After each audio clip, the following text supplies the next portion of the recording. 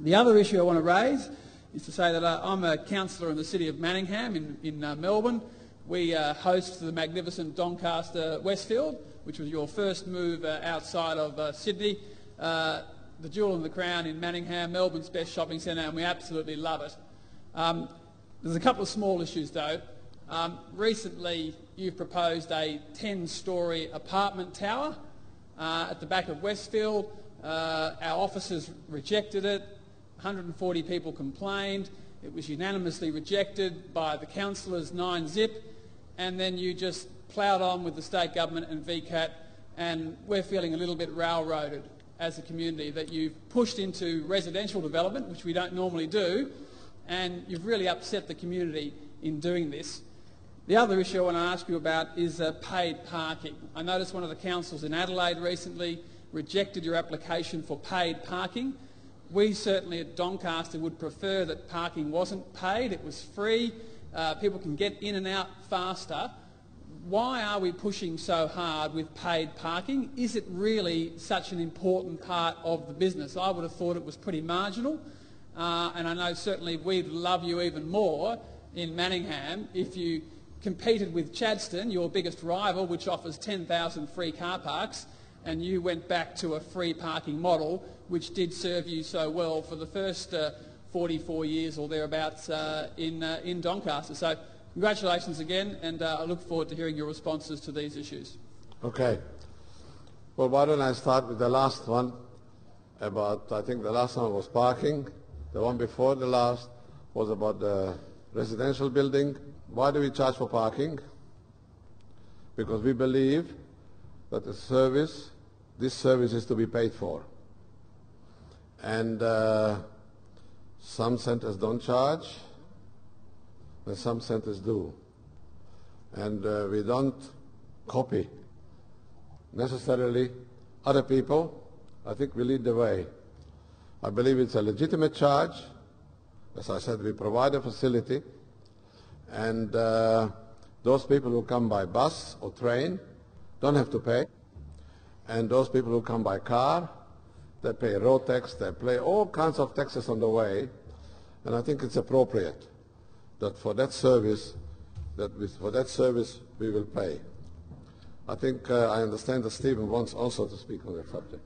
Stephen, go ahead on that particular question for a moment.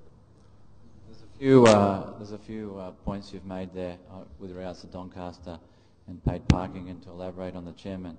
Specifically at Doncaster, you'd obviously be aware, Stephen, that the centre has had a major expansion in the last few years, which has been a major benefit to the local area. It's been very successful, and the parking and the paid parking was a necessary part of the economics to make that work. That's first of all. Second of all, as you'd also know, it's a very large bus interchange there, major transport interchange, and therefore it's important that we facilitate the consumers who are going to shop in the shops.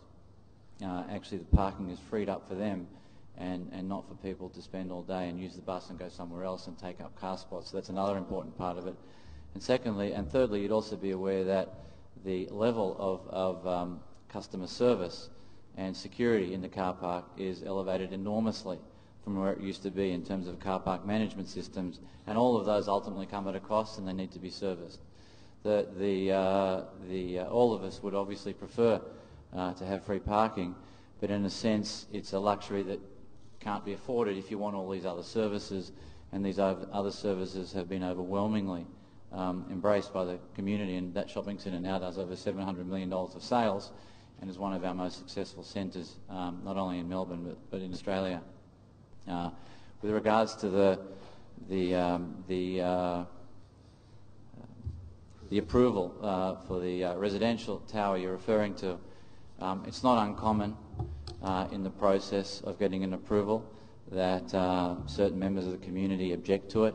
If that was the case, and we would have listened to the objectives of Bondi Junction, well, that wouldn't be there.